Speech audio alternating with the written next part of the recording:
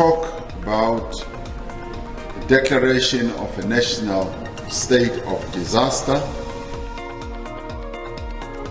Umongameli Cyril Ramaphosa uthi kubekho imvisiswano kwintlanganiso yesigaba sikazwelonke se-ANC yokuba ingxaki yezamandla kweli ibhengezwe njengemo yentlekeli. Inkokeli yeqela iBuild One South Africa umnumzana Municipal ilumkisa ngokubhatyalaka koomasipala ngenxa yokungabikho kozinzo koorhulumente bendibaniselwano.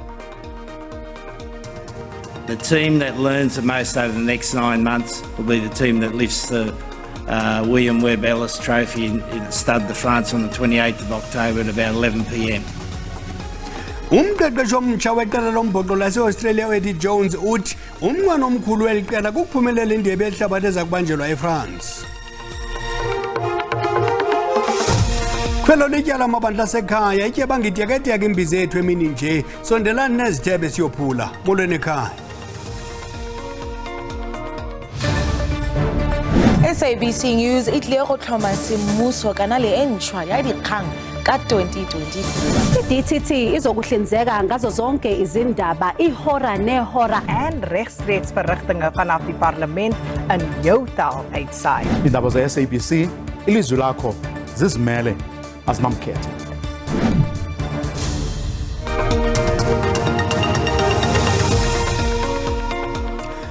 Umongameli we-ANC umnumzana Cyril Ramaphosa uthi kubekho imvisiswano kwintlanganiso yesigaba sikazwelonke se-ANC yokuba ingxaki yezamandla kweli nedala ucimicimi ibhengezwe njengemo yentlekeli. Umnumzana Ramaphosa bethetha ngethuba ivala ilirhuhle e-ANC eSelen Park eGuruli. There was talk about the declaration of a national state of disaster, like what we did when we faced COVID-19, and there's broad agreement that we should move in that direction.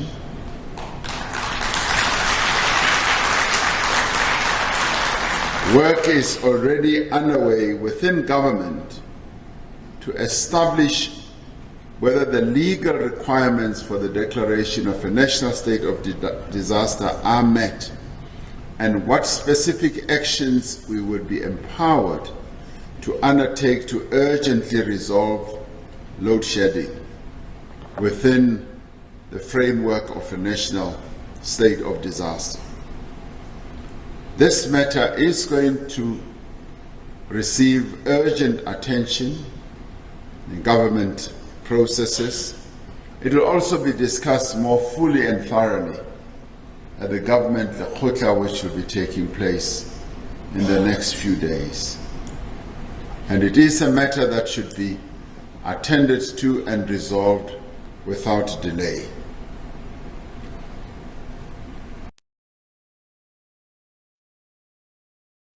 Ukanti nosose bajikelelwe e-ANC umnumzana Fikile Mbalula uthi inqoba kaxaka ezamandla kweli ifuna ungenelelo olukhawulezileyo noluzakuba neziphumo ezibonakalayo. Ukuze emva kokuba iqela livumelene ngamxhalo omnye kwindibano yaleli rhutla ukuba kubhengezwe imeko yentlekele kazwelonke ngale nqoba kaxaka ezamandla ejongene neli nebangela ucimicimi wombane. Ukanti iqumrhu lakwa-Eskom limilisele isigaba sesihlanu sikacimicimi wombane uqala emini emaqanda de kuphinde kwaziswe.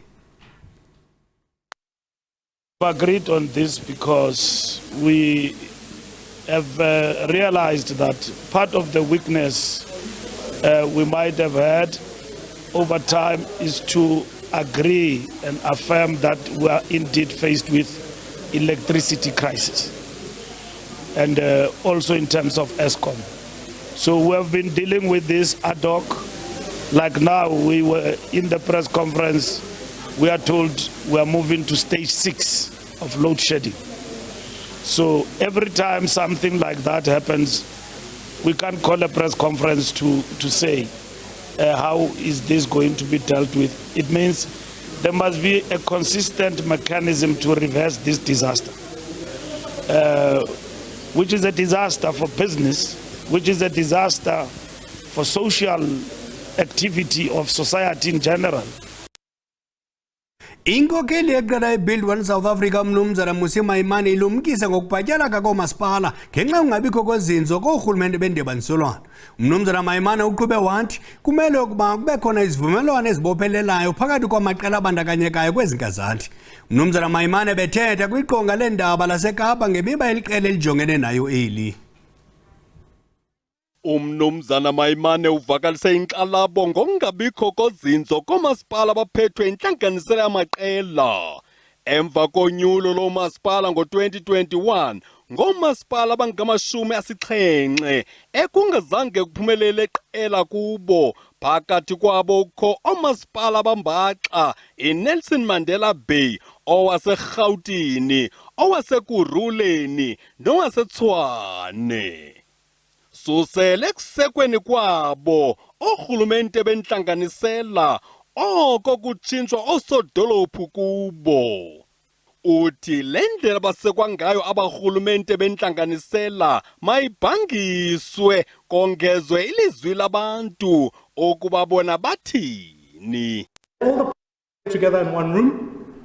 Let's negotiate a plan. Let's agree on a budget, so that when the cycle of budgets hits municipalities, whether Tshwane, Joburg, Ekurhuleni, that they are passed by a new coalition that will take us forward. And contractually, you must make it clear that if they walk out on that score, you can't move a motion of no confidence for a year. Kuqikelelwa ukuba kunyulo jikelele lonyaka ozayo akukho qela zakuphumelela emagqabini. We have to ask better of our municipalities. Local government and its collapse will make state capture at a national level look like a picnic. Omnye zopolitiko uthi isisombululo kolulwabhice kokuba amaqela amakhulu angaphumelelanga asebenzisane. What we're currently experiencing in South Africa is a perma crisis in municipalities. The way municipalities have been governed for the last decade or so has not been good. And so what we have seen in local government really with the coalitions is a predictable surprise, where the two biggest losers, the ANC and the DA, opted to rather work with smaller parties to keep the other one out. Maimane kwakhalele udanya cime esithi oko kunefuthe elikraka okwencindi yekhala kuqoqosho nempilo yabantu. Kwalapha ezindabeni, ikomiti ephanda ngokulungela kwa-advocate Busiswe Mkhwebane ukuba kwi-ofisi yomkhuseli woluntu yaqhuba ukumamela ubungqina bomkhuseli woluntu waseZambia.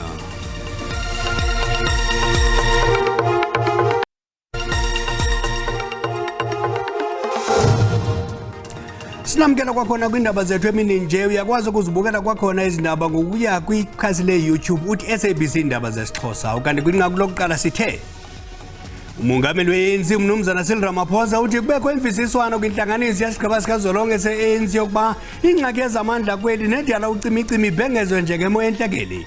Umnumzana Ramaphosa bethetha ngethuba evala ilirhuhle le-ANC eSalent Park eKuruleni. Ikomiti ephanda ngokulungela kwa-advocate Busiswe Mkhwebane ukuba kwi-ofisi yomkhuseli woluntu yaqhuba ukumamela ubungqina bomkhuseli woluntu waseZambia. uCarolyn Zulu Sokoni ebenika ubungqina ngendlela zokulawula i-ofisi yomkhuseli woluntu kwanendlela zokukhusela le ofisi kwizigrogriso eziphuma ngaphandle. uZulu Sokoni ungene kusuku lwesibini enika ubungqina. Uzotyelwe imifanekiso yahlukeneyo ligqwetha likamkhwebane uadvocate Dalimpofu akholelwa ukuba igrogrisa ukuzimela kweofisi yomkhuseli woluntu ngelixa umkhwebane ebekule ofisi. Mpofu ubenako ukuphembelela uZulu Sokoni agobe uphondo kweminye imifanekiso athe wamzobela yona. Le miba iquka inzame zokushutshiswa kukamkhwebane ngengxelo ye-CIEX kwanokukhupha kwakhe epokothweni iindleko zenkundla xa inkundla ingagwebanga ngecala lakhe.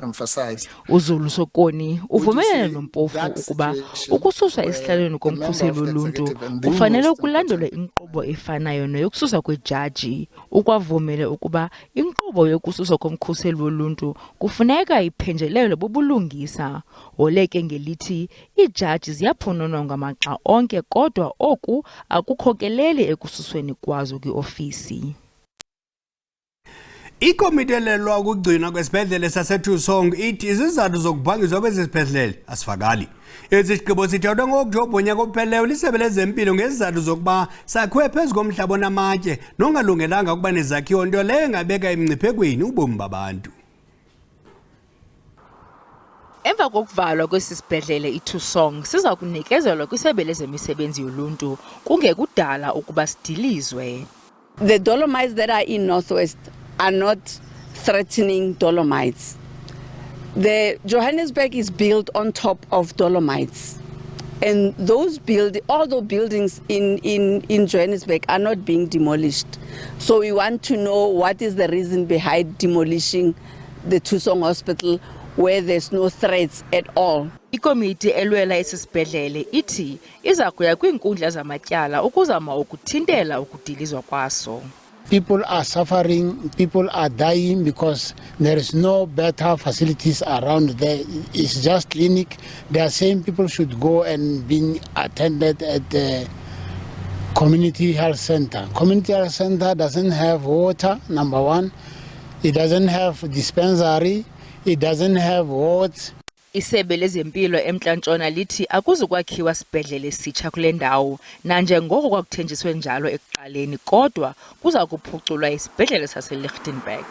The initial decision to close down Tusong Hospital was taken back in around 2015 when then a decision was taken to build a new hospital for the entire Litsobotla region. The latest now is that there won't be a new hospital, but the old General de la Rey will be upgraded into a district hospital, together with the upgrading of Itusseng Community Health Center into a hospital.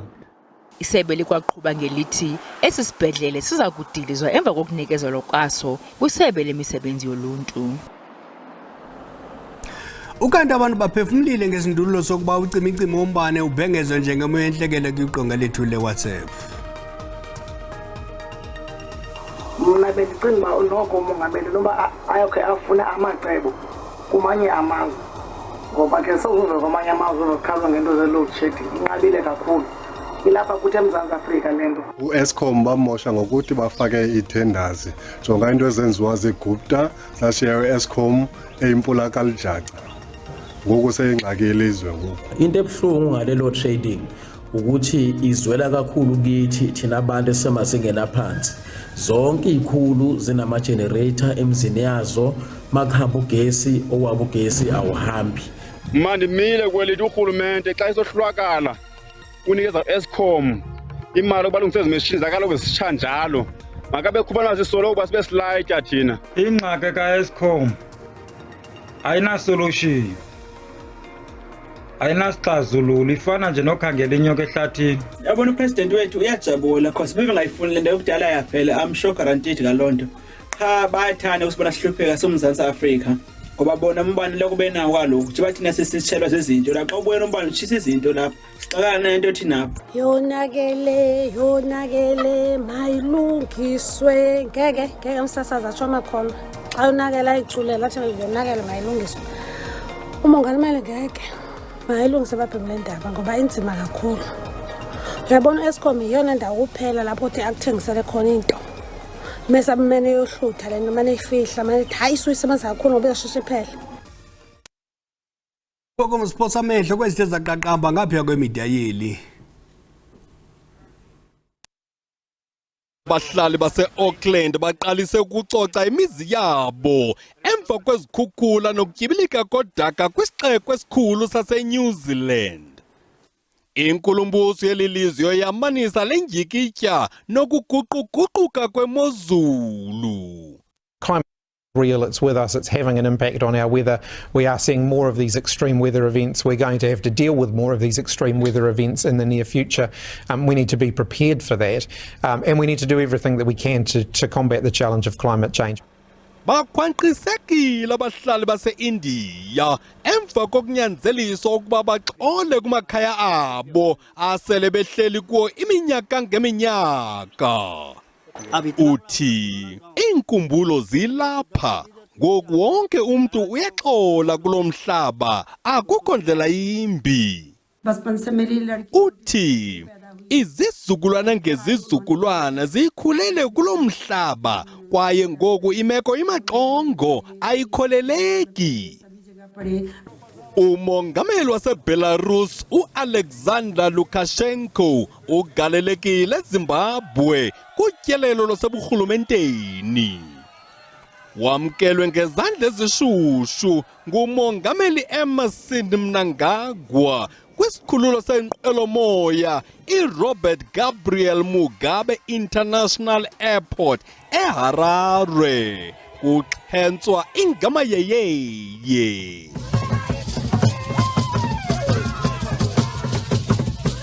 Xa siqwela ingqokoqo kushicilelwa umboniso wokukhumbula igqala lemvumo yomculo wepop kwihlabathi uMichael Jackson ongasekhoyo. Umtshana kaMichael Jackson uJaffa Jackson uza kudlala indawo kamalume wakhe. uJaffa ngunyana umntakwabo Michael uJermaine Jackson. Onqololo. Kwezemidlalo umqeqeshi omtsha weqela lombhoxo lase-Australia uEddie Jones uthi umnqweno omkhulu weliqela kukuphumelela indebe yehlabathi eza kubanjelwa eFrance. uJones ungene endaweni kaDave Rennie emva kokugxothwa kwakhe liqela laseNgilani. Kusenjalo umongameli wase-Ukraine uliphindile lokuba ikomiti ye-Olimpiki ivale iRussia kwitumente ye-Olimpiki kunyaka ozayo. Umbutho olawula umbhoxo eNgilane wamgxotha uEddie Jones ekuqaleni kaDisemba wonyaka ophelileyo emva kokuchitha iminyaka esixhenxe njengomqeqeshi weqela lombhoxo lamaNgesi. Kodwa khange kube kudala wabhengezwa njengomqeqeshi omtsha weqela lase-Australia. Loo nto ke ithetha ukuba ubuyela kwilizwe lakhe lokuzalwa emva kokuchitha iminyaka eqeqesha kumazwe angaphandle. Loka Jones ebebambe inkomfa yakhe yokuqala namajelo eendaba njengomqeqeshi omtsha weWallabies. We left here in 1977 and to come back here now it's pretty special. Good feeling. It is. It's quite emotional. uEddie Jones uthi eyona nto ayigqaleshileyo neqela lakhe kukuphumelela indebe yehlabathi. If you look at World Rugby at the moment, there's 6 teams not separated by a cigarette paper. Yeah, they're so tight, and the team that learns the most over the next 9 months will be the team that lifts the William Webb Ellis Trophy in Stade de France on the 28th of October at about 11 p.m. And we're intending that to be us. Kusenjalo umongameli wase-Ukraine uVolodymyr Zelensky uphindile kwakho wamemelela ukuba ilizwe laseRussia livalwe lingavunyelwa ukuba lithabathe inxaxheba kwimidlalo ye-Olimpiki eza kubanjelwa eParis kunyaka ozayo. Ikomiti yehlabathi ye-Olimpiki kwelayo icala ifuna ukuba iimbaleki zaseRussia naseBelarus zithabathe inxaxheba kule midlalo njengeziqu ezingamelanga amazwe azo. Kwinyanga ephelileyo uZelensky uxelele umongameli wekomiti ye-Olimpiki uThomas Bach ukuba akahambisane nokuba iimbaleki zaseRussia zithabathe inxaxheba kwimidlalo ye-Olimpiki. Ukanti iRussia kwelayo icala ithi naliphina ilinge lokuyinqanda ukuba ingabikho kwimidlalo yehlabathi soze liphumelele. Iqela laseMpuma Koloni amaVarara FC lishaza intambo ku-ABC Municipal League. Emva kokuyatyusha amanye amaqela kwimidlalo yokuzibekela indawo kwindebe yeNedbank Cup ngokwendleleni yeliqela eyaphambili kuxabe iTS Galaxy. La maqela aza kungquzulana kwiveki ezayo. AmaVarara FC asekwa ngo-1988 ukusiphula nengcambu umthengane wamakhwenkwe asematyabomvu nasentsaseleni ayengasahambelani. Abafana ke benza lento yokuthiwa iqembu lamaVarara, iqembu apho lalidlalela khona inkomo neegusha, amacala egusha, itournaments. Ke ngoku badicide ke ngo-2014 ungena kwi-league. Ukusuka apho akakhange besajonga emva evuthulula kwanto ephambi kwawo aya kuchopha encochoyini ye-ABC Municipal League. Kuyavuyisa kwaye kuzisa nemincili ukubona ke iqela lalapha eMpuma Koloni, iqela la amaVarara Football Club lizothatha inxaxheba kwimidlalo ke itumente ye-Nedbank Cup. Eli thuba ke lifike ixesha elihle for amavarara ngoba ke liqela elenza kakuhle kakhulu apha kwimidlalo ke ABC Municipal League walapha eMpuma Koloni ngokuba ke selidlale imidlalo eli-11 laqokelela imanqaku amashumi ke anesibini. Umakhwekhwetha wentatheli yezemidlalo uSiyabonga Gijana uyanqwala kwithuba lamavarara xa ezama ityeli lesibini kwi-Nedbank Cup. Yakhona amathuba ukuba ke lingawuphumelela lo mdlalo ngokuba ke inabadlali abanamava oSipho Sihle Stermani, oSipho Sihle Mtule, nabo ke oSaphulethu Kelepu, nabo ke oKefiwe Siyoko. Themselves. It's an opportunity for the young boys to go and play as express Umdlalo we-TS Galaxy namavarara FC uza kudlalwa ngomhla we-12 kweyoMdumba uFebruwari ngolwamaRhanuga kwibala leVets University eRhawutini ngentsimbi yesithathu malanga. Kwiindaba ze-SABC ndinguJoe Mancia. Asenikumbuse nto zikabawo i-SABC News iza kuphethelela ijelo lendaba eliza kusasaza ngeelwimi zesintu iiyure ezingama-24 ngemini. Elivela danci liza kusasaza iinkqubo-ndaba nokuqhubekayo epalamente ngolwimi lwenkobe. Siyabuya nomphando omkhulu ngokuhlwa makube chus behele.